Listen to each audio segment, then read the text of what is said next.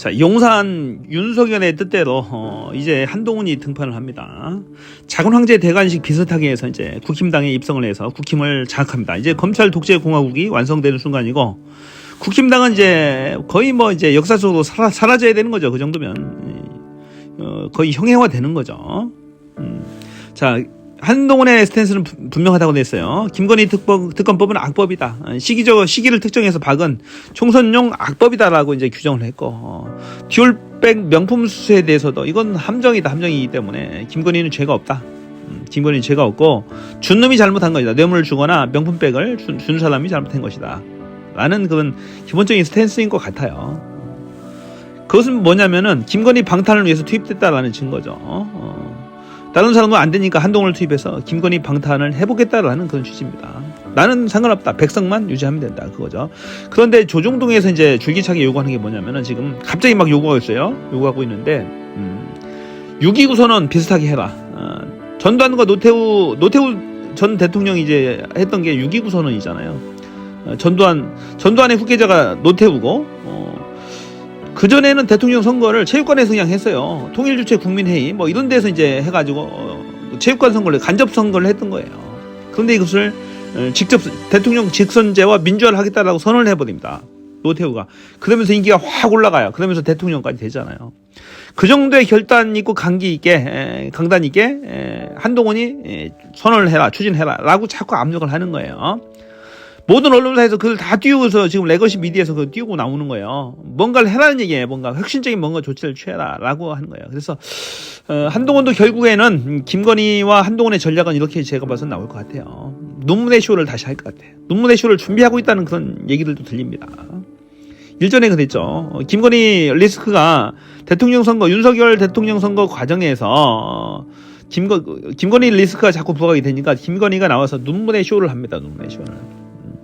제가 어쩌고저쩌고 돋보이고 싶은 심정에 이것저것 경력 위조, 뭐 학력 위조, 이런 여러 가지 연루를 했다. 연루가 되고 그런 일부 행위들을 했는데, 너그럽게 봐줘라. 내가 윤석열 후보가 대통령이 되는 순간부터 집안에 처박혀서 아내로서의 역할만 하겠다라고 하면서 여러 코스프레를 했어요. 그러면서 옛날에 임신도 하고 유산한 경험 하면서 여성으로서 약자의 이미지를 막 부각을 시킵니다. 그러니까 국민들이 거기서 깜빡 속았죠. 다시 한번. 저렇게 누가 이렇게 연약한 여자에게 돌을 던진단 말인가. 죄 없는 자가 있단 말인가. 이 세상에 누구든 다 연약하고 죄짓고 사는데 이 김건희라는 여자한테만 너무 가혹한 돌팔매질을 하는 것이 아닌가라고 하면서 동정을 했단 말입니다. 사람들이. 언론도 막 그렇게 떠들고 하니까 깜빡 속은 거죠. 그 뒤에 어땠습니까? 대통령이 되고 나서 막 설쳤잖아요. 그게 결정적이었어요. 뭐 임신 유산 사실까지 막 들먹이면서 막 했어요. 그 진위 논란도 있어가지고 그 소송도 하고 있어요. 지금 김건희 줄리 논란 그 소송에서 김건희 측에서 그 유산 기록을 제출했다니까. 2013년도께인가요? 2013년도 유산한 기록을 병원 진료 기록까지 냈다고 됩니다. 그 정도예요. 그 정도. 네티즌들은 보니까 댓글 보니까 막 또 이게 누구 애냐 하면서 그건 시끄럽기도 하지만 여하튼간에 그런 일이 있었어요. 똑같은 일을 지금 기획하고 있다라는 거예요. 똑같이 논문의 쇼를 하면서 사가인 아크로비스타로 갈 것이다. 실제로 동아일보 논술에서도 그런 얘기가 있었잖아요. 사과를 보내서 유폐해서 꼼짝 못하게 묶어놔라. 그런 얘기도 사설로 썼었잖아요. 실제로 그런 계획을 하고 있는 것 같아요. 보니까 아마 그렇게 갈 거예요. 그렇게 하지 않고서는 총선을 치를 수가 없어요. 총선 전에는 무슨 쇼든 할 겁니다. 더 큰 쇼를 할 수도 있어요. 잠시 감방에 가둬놓을 수도 있어요.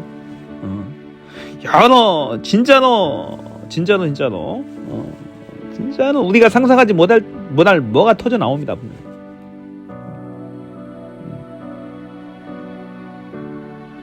잠시 윤석열과 결별하는 그런 모습도 연출할 수가 있어요. 윤석열이 잠시 위장 탈당할 수도 있어요. 여러 시나리오들이 있다니까. 한동훈이니까 가능한 거죠. 한동훈과 윤석열과 김건희는 서로 뗄래야 뗄 수 없는, 잠시 떨어졌다가도 위장 전술로 떨어졌다가도 다시 뭉칠 수 있는 그런 사이다. 언제든지. 한 사람이 망하면 같이 망하는 거죠.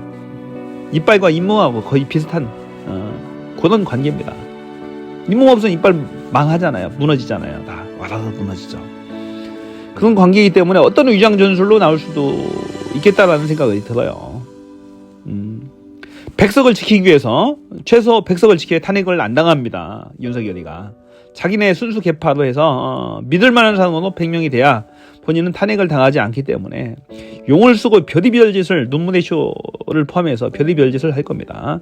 하지만 거기에 결코 속으면 안 된다. 결코 속으면 안 된다라는 얘기죠. 속는 순간에 또다시 당합니다. 또다시 당해. 우리가 한두 번 당한 게 아니잖아요.